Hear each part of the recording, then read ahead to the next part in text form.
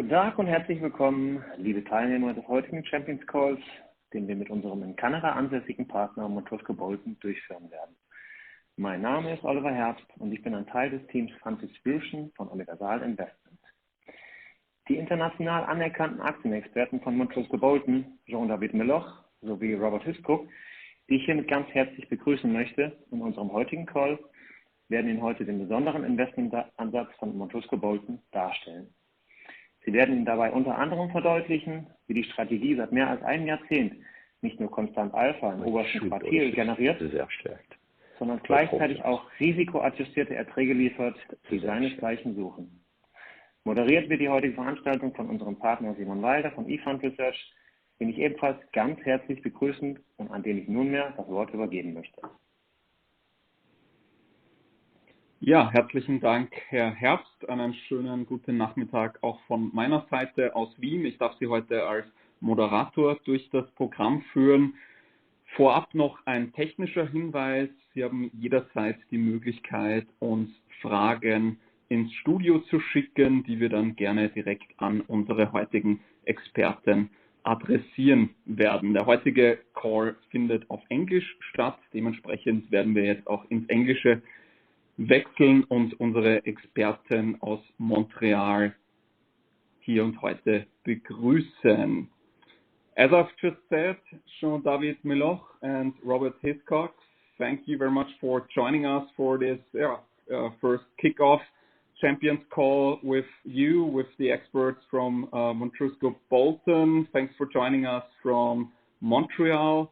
Today, we're really curious to learn more on the unique features of Montrusco Bolton's equity offering. And maybe just to introduce the two of you to our audience, Jean David Meloche, JD, is joining us in his role as head of Global Equities at Montrusco Bolton, and Robert Hiscock is joining us as assistant portfolio manager at Montrusco Bolton. So thank you really much for the two of you. Over to you, over to Montreal.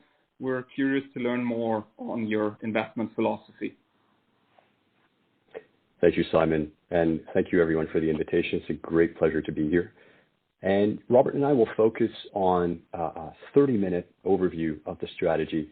We want to leave as much time as possible for your questions.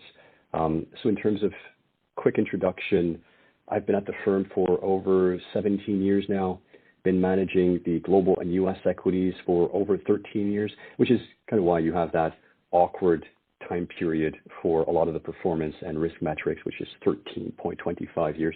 So just my tenure as PM.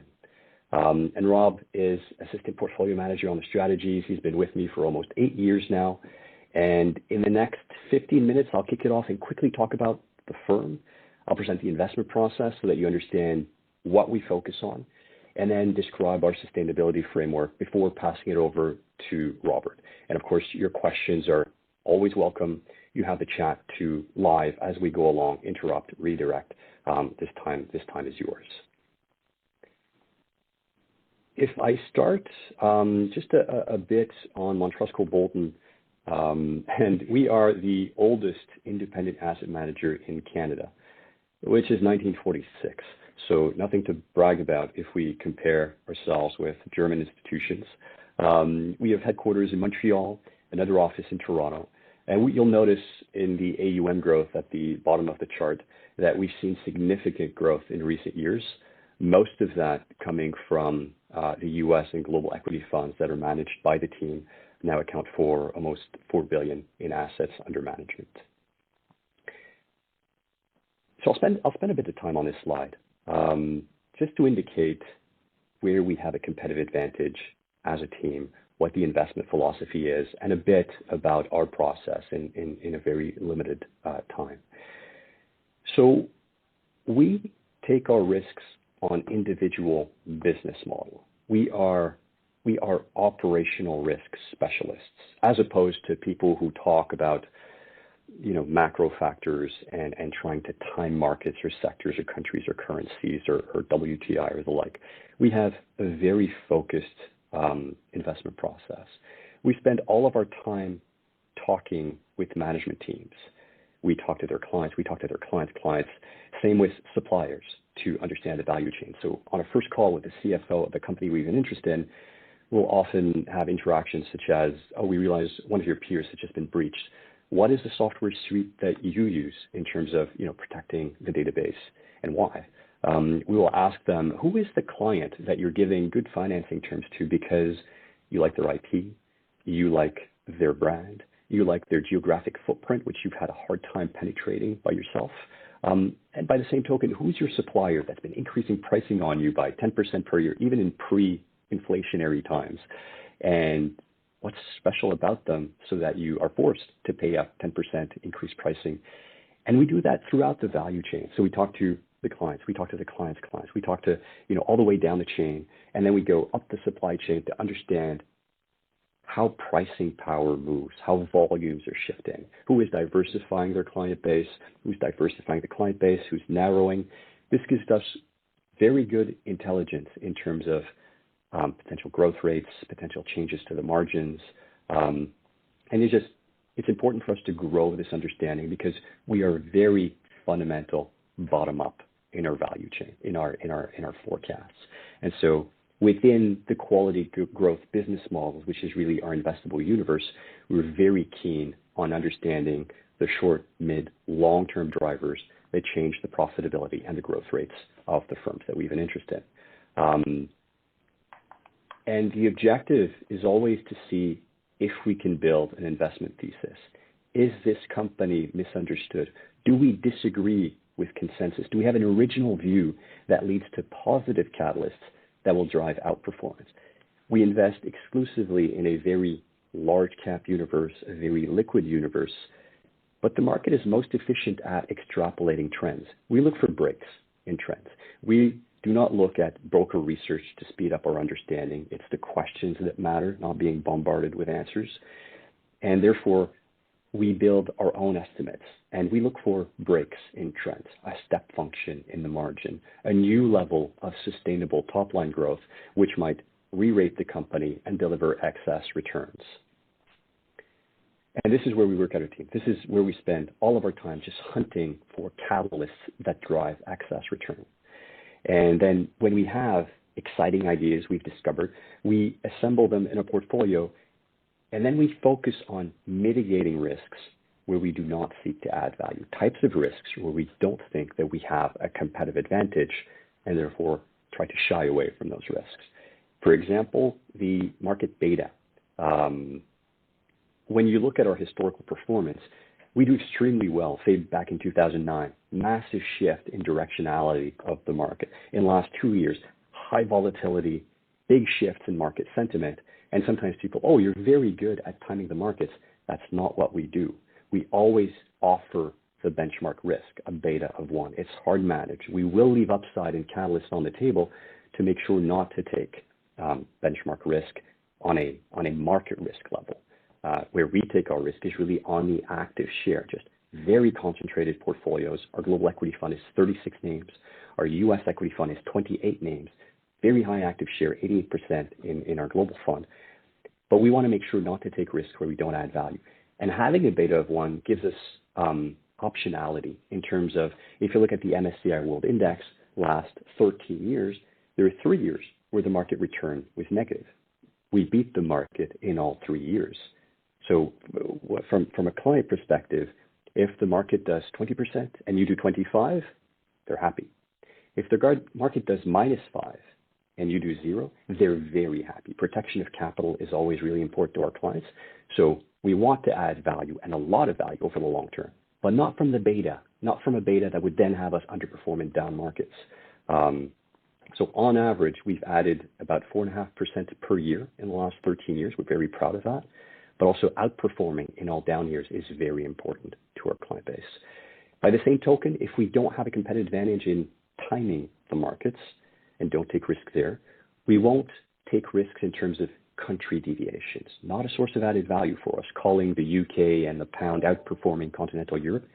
We don't even invest any time in that. Currency deviations, sector or subsector deviations, not a type of differential that we focus on. We really focus on the operational risk business model for this business model. This allows us to, even with fewer ideas, offer the full diversification benefit of an MSCI World all country or developed market index. We're very respectful of the process that our clients have when they award us a mandate. These are all institutional clients. They will have a CEO looking at a broad spectrum of asset classes, and the allocation they have to the MSCI World is something where they've run sort of risk-return analysis, and this benchmark is something that they are familiar with and they understand, and they can, have a perception of how it interacts with the other asset classes. We respect that. We respect that benchmark, but we have to add value on an alpha basis, on a risk-adjusted basis, and that is why we focus on the risks where we add value. And I don't see any questions at this point, so I'll keep going. If I take you to the next slide, I just want to illustrate on a rolling 4-year attribution. So what you see here is first quarter 2018 to first quarter 2022. The blue line is just the compounded excess return that we've achieved over those years. And what we did is we regressed the excess return over all factor attribution that you can think of. So style deviations, country, currency, risk levels, anything you can think about to explain the excess return. And what you'll notice is that green line, which has been sometimes helpful, especially early in 2020 when the market was crashing, that quality bias really helps. And you notice that as of mid-2021, as with most quality growth investors, huge headwind from the reflation trade and from the quality growth bias. But what you'll notice is that white line, which is where we take our risks. This is where we aim to add value, and you see it is the vast majority of the added value. And this is over the last 4 years, but if you look over the last 13, year after year, this is where we add value. In the last 13 years, there is only 1 year where the selection effect was negative, and only 2 years where we did not beat the benchmark. So very happy with our investment process, very happy with the team. It's very focused on that residual risk, that selection effect. If I flip over to the next page, just to wrap up before I move to ESG, process is highly repeatable. You noticed from that selection effect, but the best way to share it, and we don't have time in this interview because I'm trying to keep it, Rob and myself, to 30 minutes to open up for questions. But if you're willing, happy to send over fundamental bottom-up research reports, the end models, and the email trace. So we bought a name, we had a research report, very excited, it's in the portfolio, all other risks have been accounted for, and then we can share that email trace of exchanges within the team that explains the weight changes, when we decided to invest, perhaps when we decided to sell, just over time, and you can see that across sectors, across time, just the same process being applied. Of course, it evolves. We do postmortems every quarter, but the idea is we have a very good investment process that has good repeatability in terms of alpha generation. Second point here is active management of position weights. We only invest in highly liquid, large cap companies. We don't try to play in the efficiencies of smaller caps. The added value of having a high liquidity portfolio is if you go to the end of Q1 2020, markets have dropped in USD about 35% at the worst. We added tons of value on the downside. But we continued to add value in that reflation era of Q2, Q3, Q4, and then again in 2020, again in 2021, partly because we were able to react to the market environment. So if you go to end of March 2020, Netflix is up about 5% when the market is down 35%. This was still a great quality growth company. We understood market psychology, why people were hiding there, but this was no longer a good investment for us. Certainly still a good quality. We understand it well, but we decided to sell it completely. We don't sit on the companies for 20 years. Average holding period, 4 or 5 years. We're boring, we're long only, we're buy and hold, but we have the leeway to book profits and reinvest in our better ideas, which allows us to continue to compound alpha without mean reverting. If your portfolio just, some names are outperforming, the market changes in terms of attitude, in terms of outlook, and therefore sometimes you give back a lot when the market directionality changes. our ability to book profits and reinvest really helps us in terms of alpha generation. If I flip to the next slide and quickly discuss our sustainability framework, I guess the first thing to indicate here is we've been actively focusing on integration, on sustainability, with the start in 2004, a few months before I joined the firm. And we started through exclusion. So, a lot of analysis, then investing in companies that employ best practice, and I'll get into that, and then exert influence on all companies. On every call we have with companies, we have, in a constructive way, we have discussions as to how they can reduce externalities, improve disclosure, and just consider the impact that they have. So if I focused on just the ESG analysis and monitoring, we have straight exclusions, so that dates back to 2004, just not owning sectors or companies that build products that harm society. Easy. Then we moved on to a screening process. So we have a very involved, very in-depth screening process, and it's our own. We don't default to Sustainalytics or MSCI or ISS's perspective or Morningstar. We have our own way of scoring companies, which is not just data-driven. We disagree with the framework offered by an MSCI, and we engage with them as well. But we have, therefore, our own framework divided into 6 categories that we share with management teams, and that serves as a basis to engagement on all companies that we've owned. And I should mention that we've sold companies exclusively on sustainability grounds every year. And obviously it's not hurting performance, but it is something we care about, and that is reflected in both our research and also in the end in our trading. If I flick to the next page Oh, please. Sorry to interrupt. Just one quick question. When did you actually start to apply the scoring framework to the process? Yep. So when I took over the funds, we'd already had sort of a negative screening approach and straight exclusions. So over the years since 2009, when I picked up the funds, that process first turned to positive screening. It just makes it easier to engage with companies when you're not sort of being condescending and criticizing them. We are long-term partners. We're not here to use shame to affect a company. How dare you not calculate your CO2 footprint? Not at all. We are long-term partners. We're there to help. So if there's a company that, on the call, and this is a true story, CFO says, we're software engineers. Who cares about a CO2 footprint? We're not going to be hiring 7 people to go look at all of our electricity bills around the world, and we can help. We're not shaming you that you're not doing it. We'll say, we can do it for you. Benchmark it is easy. There's a low bar in terms of getting on the sustainability bandwagon. And then what we do every year is we tighten the criteria just to make sure that, okay, you've now come up with a sustainability report. You have policies you probably hired perhaps at the supervisory board level or on the investor relations team or somewhere. You have now good intelligence in terms of sustainability because the market is what it is. And a lot of investors are very proactive. And in this way, we just help companies along that path. Does that answer your question?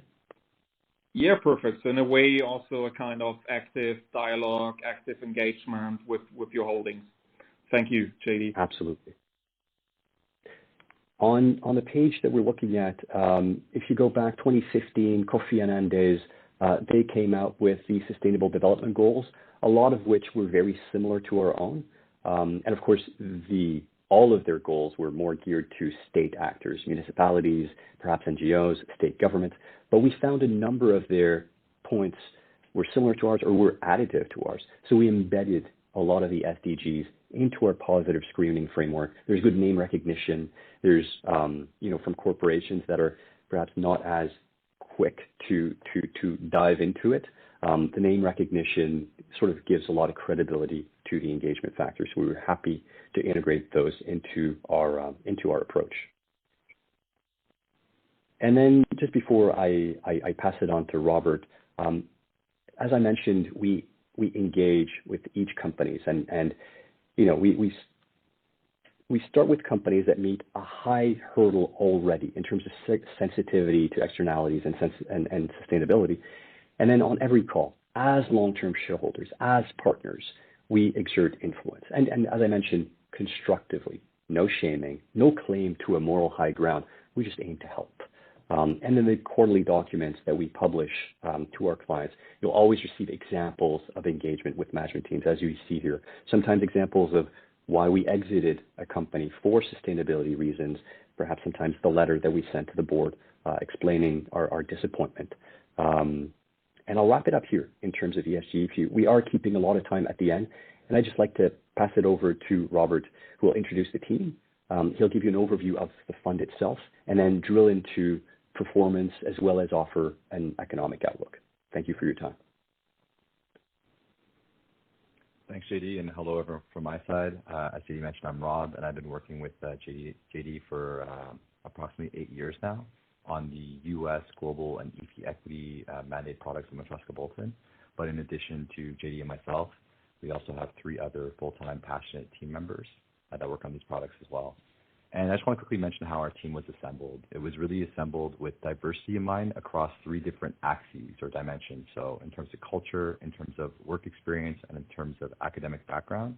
And the reason for this is because when we evaluate and discuss an investment idea, we like to do so through multiple perspectives to ensure that we're capturing a lot of opinions. And so what we're looking for are smart, educated, passionate people about financial markets, but also people that just have different life experiences. And that's what our team gives us. So in terms of cultural backgrounds, we have Munjal, who was born, raised, and worked in India. And we also have Jack, who studied abroad in Europe for a couple of years. In terms of differences in academic backgrounds, Munjal and I are engineers by trade. Matt has a degree in mathematics. JD took class in philosophy. And finally, in terms of work experience, Jack has experience in private equity and market neutral investing. And then Matt comes from a fundamental bottom-up quality growth shop, so very complementary there. But he sat on a global impact committee and worked on a team that had a heightened focus on analyzing companies from sustainable and social impact. And we thought bringing him in would bring another fresh look to what we're doing on that side, which JD just highlighted earlier. Page 16 here is a radar graph that represents our portfolio characteristics vis-a-vis the benchmark. So how to read this graph is the red line represents the benchmark, the blue line represents our portfolio. When the blue line is inside the red line, it means that our portfolio is less than the benchmark on that characteristic. And when the blue line is to the exterior of the red line, it means that our portfolio is greater than the benchmark on that characteristic. So, we say we're quality growth managers. So let's talk about quality first. If you look at net debt to EBITDA, our portfolio companies have a lot less debt on their balance sheets than the benchmark, a lot cleaner balance sheets. The same holds true with higher margin profiles and a higher return on invested capital. We don't show ROE here, but it'd be the same thing. In terms of growth, our companies have higher growth rates than the benchmark. And also, because they have a lot of avenues to continue to reinvest into their business models, they tend to have a lower dividend yield. Having said this, because our companies have higher quality and higher growth, we tend to have a valuation premium. And you can see that here in terms of price to earnings next 12 months multiple. Now, I'm highlighting this one in particular because there's been a real concerted effort from the risk management decision-making to compress this deviation, to really compress that multiple premium. And I'll talk a little bit about that when I talk about an economic commentary. But that also explains why the deviations on the other elements are lower than historically. Mais auparavant, oui, il y avait un lag. Merde. I think, JD, your speaker is still on. T'as raison. Je reviens sur l'appel. Sorry, give me a second. All right, great. Yes. So just to explain so that we're really doing a concerted effort in shrinking that valuation premium. I'll talk a little bit more about that in the economic outlook. And then as JD mentioned, beta of the fund, always about 1. That stays consistent. So what we'd like to say to clients is whenever you see us, you should always see a blue form factor that looks very similar to this. So it's very important that we remain consistent with our investment process, but also our investment style through time. This slide here just shows that we do what we say we do. So when we talked about risk management, or when JD was highlighting it at the beginning, he was talking about sectorial deviations versus the benchmark. So outside of utilities, where we haven't historically invested, and we're happy to talk about in the Q&A if there's any questions there, you can see in the remainder of the sectors, there's not a lot of deviations here versus the benchmark. Put another way, we're finding good investment ideas across all sectors. The same really holds true from a geographic perspective. This is more for our Canadian clients, so we don't hold any names in Canada, but you can see everywhere else we're really largely not making big bets here.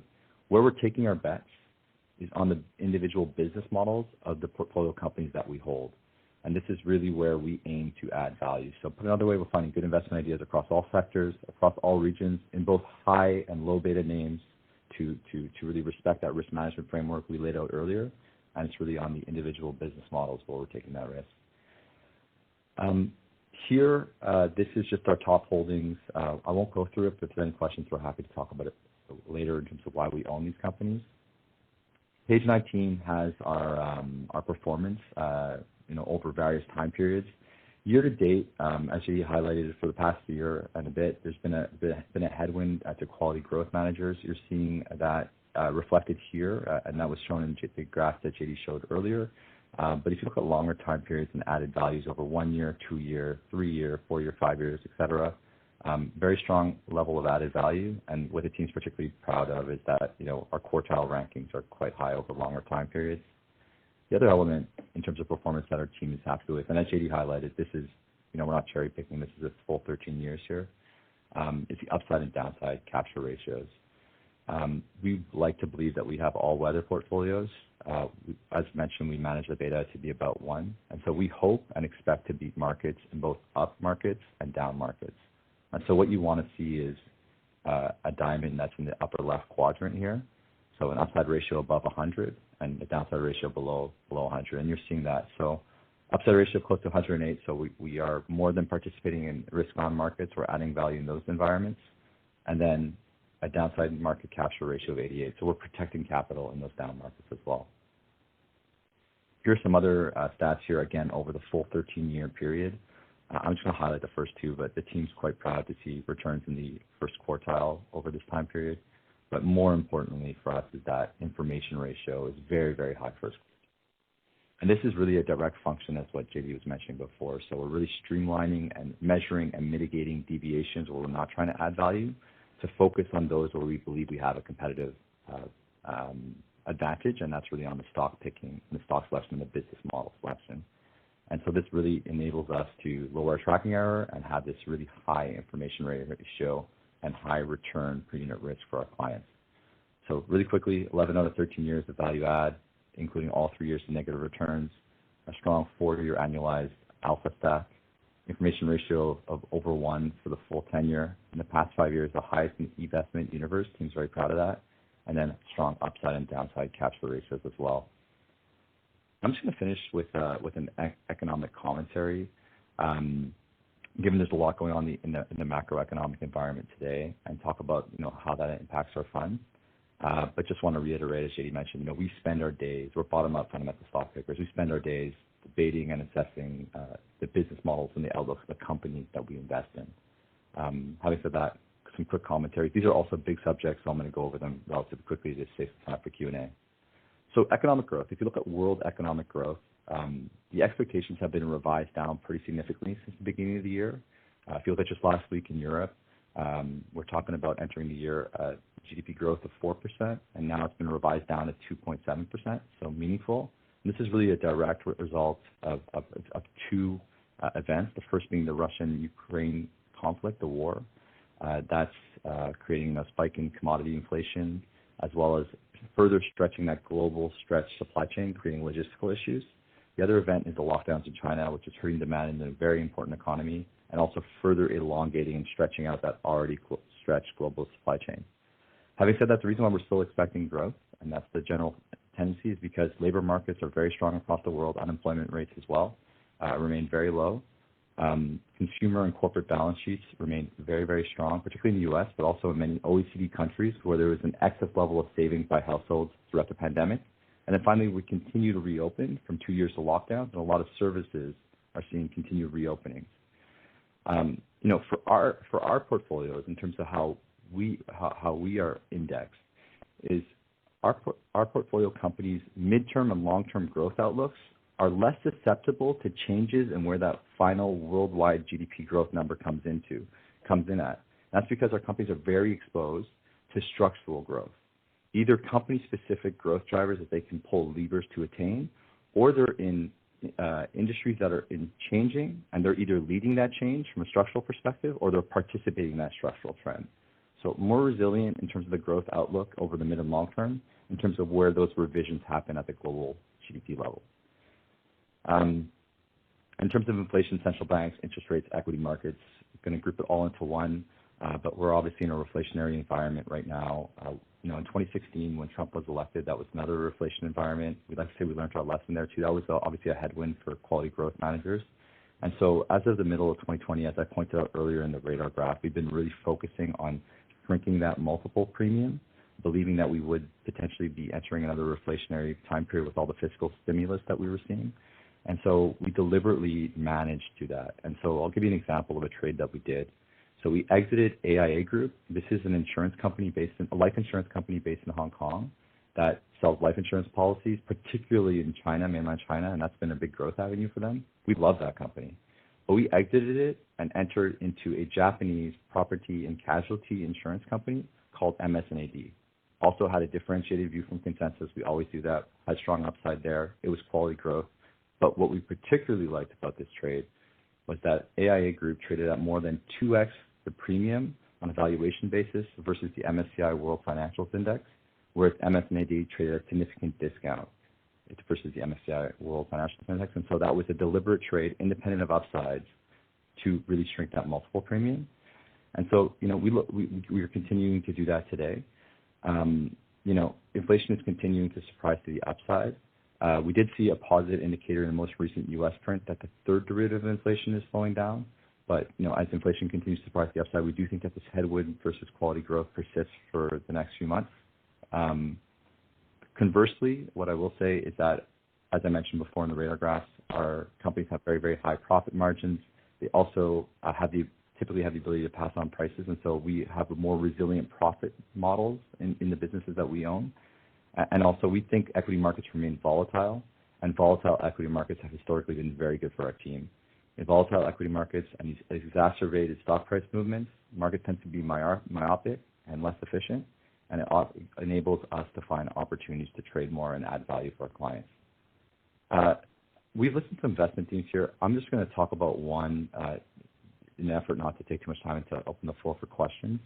But happy to talk about the other two if there's any questions on them. But these are examples of structural change in terms of structural growth. So the first is digitalization of advertisement. This is a trend that's been going on for several years, but we think there's a new accelerant coming over the coming years. So this is a chart here that I'd like to talk about that was created internally using Bloomberg data. And so how to read it is this line in the middle here represents the event. To the left of it represents the years leading up to the event, and then to the right of it is the years after the event. And what I'd like to show you is the red line. So the red line here is print advertisement budgets in the U.S. entering the great financial crisis of 2007, 2008. So think of newspaper ads, paper circulars. And what you can see here is that print advertising didn't really shrink, didn't really grow. It's kind of stagnant entering the crisis, but look at what happens to it after the crisis. Falls off a cliff and starts heading towards zero. Now, to be clear, this would have happened anyways. I think we all know that print advertisement is a less effective form of medium for advertisement, but there's no doubt that the great financial crisis was an accelerant to this trend as companies around the world were looking to gain efficiencies across all of their stack, including, in advertisement. Now, I'd like to point your eyes to the green line, which is TV ad budgets in the U.S. Heading into COVID. And so sort of a bigger pool of advertising budgets, but the same sort of trend, not really shrinking, not really growing, kind of stagnant. And this is despite, again, trends entering the pandemic. You're seeing real cord-cutting behavior of customers cutting their traditional linear TV packages, and also viewership numbers for big events such as the Oscars and the Grammys are down north of 10% year after year. Despite this, the budgets haven't moved yet. So we think COVID-19 over the next couple of years really creates an acceleration of this ad dollar pool going digital. We think that this happens over the coming years, and we're over-indexed here. So we own Meta, we own Alphabet, we own Adobe that's geared for that. We own Tencent in China. So we think after this year where they're dealing with tough comparisons, we should see a reacceleration in their top line growth for the years to come as we see this as a real structural growth driver that has legs. So that's an example of structural growth I was talking about before. And with that, I'll pass it to you, JD, for any closing remarks before we go into Q&A. Hey, thanks, Rob. I would, I guess, then go directly to this slide here. So just re-emphasize that our reinvestment process is repeatable. Happy to dig into the different aspects of it, the decision making, the position sizing, the sell disciplines. We can drill into all of that. We have a quality growth at a reasonable price style bias. It just helps us streamline our investment process. It's not meant to be a source of value. We're not in that growth versus value saying, oh, growth will always outperform. Currently, it hasn't for the last few years. And we feel that perhaps for the next 4 to 8 weeks, as inflation keeps surprising a bit to the upside and people, award less value to higher multiple stocks, just using higher discount rates and discounting growthy companies and their future earnings at a higher clip. But we don't think we're moving to a new long-term value. We think the markets are far more efficient for those two schools of thought that aren't that different anymore because processes are very efficient. We're very valuation conscious. But we do have that investable universe. We're very liquid. We're very large cap. We have an ESG integration into every step of our investment process, active engagement with stakeholders, active in voting every proxy, every shareholder proposal. And we take all this very, very seriously. And I'll leave it at that and open it up for questions. Thank you, JD. Thank you, Robert, for the insights into your investment philosophy and the fund design and investment process. And let's kick off the Q&A session. Ladies and gentlemen, please feel free to send us your questions via the chat function. And I would suggest we just start with the first question on some single names of yours, since it's really all about your stock selection, stock picking capabilities. I think it's just fair to really start with some single names and, essentially one of your biggest active holdings. And, why don't we just start with Teleperformance, which is obviously one of your biggest active weights, third biggest holding as of today. Can you give us some insights here, just as a representative example of your stock selection capabilities? What's the conviction here? Yeah, I'll take that one. I'll kick it off. My mic's open.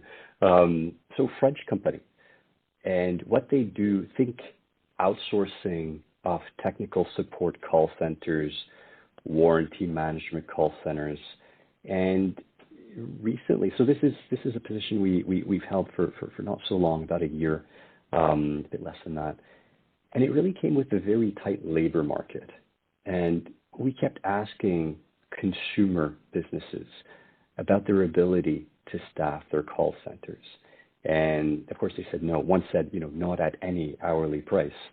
They were familiar with the business model of Teleperformance. It met our criteria. It's quality, it's growthy, it's liquid. And we look at consensus estimates, and we, kept considering the guidance that management put out in terms of top line growth, in terms of scalability. And we started asking, these companies, are you familiar? So, call centers are not a profit center. They're a cost center. And we were thinking about a potential inflection point in just large companies, moving to an outsourcing model and just picking one of the very few large call center specialists who can actually scale this, who have, different call centers in areas to arbitrage price. We did a full work on Teleperformance. Happy to share that in terms of we dug into all the positives, the drivers that we saw as we kept talking with CFOs and asking them, why are you holding on to call centers? It takes a lot of management time. It's creating problems. And at the same time, we dug into Teleperformance activities. And at one point, there was a strike in northern Spain. One of their call centers just unions asking for better pay, better conditions. We speak to the union, of course, think about their grievances, talk to the management team, where is this going? How are you going to settle? And we hope you give this a lot of thought and are very sensitive to demands. And in the end, it was good conduct. The union was satisfied. So from a sustainability basis, it met all of our hurdles. And we thought we were nearing an inflection point in terms of client acquisition and real growth. And we were noticing that there were large branded, customers that we believed were sort of on the cusp of moving over. And as we do our full research, of course, we hope that the management doesn't increase expectations. And we keep track of sell-side estimates and, where they see it. And often sell-side has this disadvantage where if they can't time a catalyst, they don't embed it. And, they may talk in general terms, but often it's not reflected in the earnings base. And sometimes we have to be also very careful because what we see published is sell-side consensus. And what prices the market is the buy-side consensus. So we look at the price action. We always look at valuation on a relative basis. Not, it's not us to say this company is currently trading at 17 times, but it should trade at 21 in a year's time. What's your assumption on the market multiple? There's high uncertainty with that type of call. What we do is we look at the company and say, okay, it's quality growth. So historically, it's traded at, say, a 20% median premium to its subsector. And we try to understand why. What is the client base? What is the investor base expecting from this stock? When does it price it at one standard deviation above the median? Maybe when does it price at 2 standard deviations below? How does the surprise affect the market perception, the market psychology? How volatile is the multiple? And when we look at the multiple versus consensus estimates, sometimes you see the multiple going down, when a catalyst is coming up. And then the market says, oh, expectations are low. And then the multiple, the company reports a beat, and the multiple goes down further, and the multiple says, oh, selling the news. But often that's not it. The multiple turns lower because the street is not modeling a new source of earnings, but the buy side is, which, in a way compresses the multiple. The price, the other way around, increases the multiple. Good, the price goes up a bit with a lower basis. But that just means buy-side consensus is a bit higher. So we pay a lot of attention to the price action, what's happening in the multiple, to have a view as to what true expectations are. And when you're looking at Téléperformance, we weren't seeing indicators that buy-side expectations were much different from sell-side expectations. And so we established a position. We kept always reaching out to different companies, trying to assess the timing in terms of an acceleration of new clients moving on to Téléperformance and Téléperformance's market share above, moving above its historical growth rate. And that's kind of the investment thesis with Téléperformance, unless you have further questions. Oh, I guess that's spot on for in case of Téléperformance. Maybe a second name that most of today's listeners are not really familiar with, Five Below. Can you give us a quick snapshot of the business model, and also what's the inflection point? What's the catalyst you're looking at here? I mean, it's really your second biggest position. It seems not to be included in the MSCI World at all. So really a kind of off benchmark, off market play, so to say. Sure. Yeah. Maybe I'll take that one. So Five Below is a discount retailer in the United States. So the majority of items in their stores would be priced for $5 and below, hence the name. But they do have an emerging section. We'll talk about that in terms of an inflection point called Five Beyond, where price points are $5 to $10. And they over-index to, kids. It's more of a kids, kind of a teenager and an early 20s to 30s sort of retailer. That's sort of the niche that they go after. They're growing very rapidly with some of the best unit box economics in retail. So their average payback periods for a new store is sub 8 months, which is fantastic. So very, very cash generative company that's able to self fund their own growth. And it's a very high growth retailer. So they're expecting to double sales and double units between last year and 2025. Great growth outlook. We were talking about structural growth drivers. A lot of that is company-specific levers that they can pull there. Very cash generative. So one thing we noticed is when they started to introduce this 5 Beyond at a small percentage of their units, evidently the average size of the basket was increasing. And we noticed that consensus really wasn't baking in an uplift in same-store sales growth, which is like the holy grail in retail as a metric, because that's where you get that explosion in margin as you deal with, leveraging your fixed costs. You don't need more labor, you don't necessarily need more heating, but all of a sudden your basket size goes up. So we thought that was being mismodeled by consensus. In addition to, there was no margin real uplift aside from just kind of trending the typical scale happening as 5 Beyond became a bigger part of the floor mix.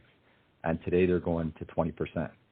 In today's markets, 5 Below has been trading quite weakly with the broader basket of retailers. You might have seen last week Target, Walmart, Ross stores all gave out pretty disappointing numbers. And so 5 Below was punished there as well. But why we think there's a misunderstanding, particularly at these price points, is we understand why it's trading as kind of a basket of retail, is that 5 Below is actually very resilient in any kind of recessionary environment because consumers will tend to seek more value. You could look at comparisons such as TJX or even at 5 Below in the previous recession where SSS actually goes up during a recession as they get a wider base of clientele that are more value oriented. So we think that the stock is mispriced today, and we continue to believe that SSS in the midterm is higher than consensus modeling. We like the stock a lot. So in a way, also a kind of way to play the real wage decline that we're seeing out there. 5 Below is obviously obtaining a much bigger client group these days. Maybe, Robert, you also mentioned it during your slide on structural drivers, digitalization of advertising budgets, and here you also mentioned Meta. During my quick due diligence of your strategy, I was also actually noticing that Meta has been one of your top active waves over the last couple of months. How did that turn out? Is it still one of your most active positions?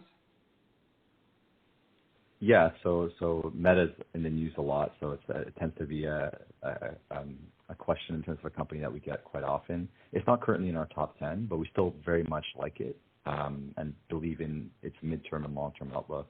So what we like about Meta today in terms of how it's trading is you have a company that's trading at about a 20% discount to the market for higher midterm growth prospects, a way higher margin profile, about $46 billion in cash and marketable securities, no debt, so way cleaner balance sheet, and finally some optionality that's not being currently priced in. And so we understand why people don't like it. It's often in the media in a very negative fashion, and we think part of that is self-serving. So if you look at who Meta has hurt a lot, it's actually digital print industry or digital news organizations. So there's often times an incentive to really amplify negative news flow in the company. And the other thing is this shift towards the metaverse that we actually think there is a lot of value there. And I'll give you one indication. So in Q4 of 2021, Meta came in of 2020, Meta beat my numbers substantially. I was ahead of street, but they beat my numbers substantially. And all the beat stemmed from the metaverse elements, and they're really, really selling a lot of units here. So we're kind of early in that S-curve. It's difficult to exactly pinpoint the timing of the catalyst, but they're the leaders. They have over 50% share in any kind of VR or hardware sales. 3 of the top 10 apps in the VR world are social in nature, and that's right up Meta's alley, and it's currently not being priced in. So we like that element of it. The other thing is just the core kind of Facebook and Instagram platforms. An ad on Facebook and Instagram is still 3 times cheaper than a newspaper ad. And so you do have this natural ASP inflation that we think happens just on the pricing of the platform. And so, like many other COVID winners, they're dealing with really, really tough comparisons. And so the growth rates this year don't look fantastic. We actually think next quarter is going to be a catalyst as they guide for a reacceleration into the back half on easier comparisons. But continue to like the name long term. We see the growth in the core business, optionality not being priced in from the metaverse standpoint, and just a multiple that feels to us too cheap and just the noise too negative in terms of the amplification of it. So we like the name a lot.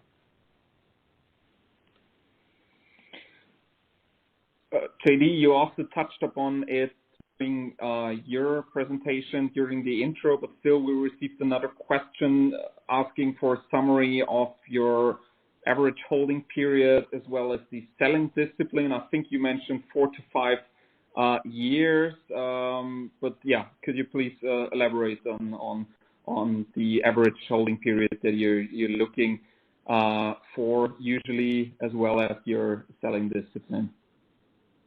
Yeah, it's a good question. So we are buy and hold. We have very concentrated positions that we know very well, but we have no attachment issues to any of these companies. So if you look last 13 plus years, our average holding period in the global equity fund is 4 years. So you can think of 25% name turnover. In our U.S. equity fund, it would be about 5 years. So there it's 20% turnover. And, of course, that's a mix. So sometimes you have companies that investment thesis panned out. It's still a quality growth company. We like the management team. We like the strategy. We don't like the pricing. We will not hold in the portfolio a company that we still like if it does not have a significant catalyst for excess return. And when you think about the average holding period, it does vary. It is correlated with the amount of alpha that we generate. So look at the last 2 years with huge amounts of excess return. We have our average holding period, if you don't look at it over the long term, but you look at it on an annual basis, has increased significantly. So from 20-25% turnover to 35% turnover, sometimes depending on the quarters, some 40% turnover, because when you achieve something like 15% outperformance, and that's in spite of a style headwind, so just from pure selection effect, higher than that, you have a lot of companies that have given all that they can, and sometimes are now trading at valuations that doesn't allow for future outperformance. Now, we do not want to mean revert.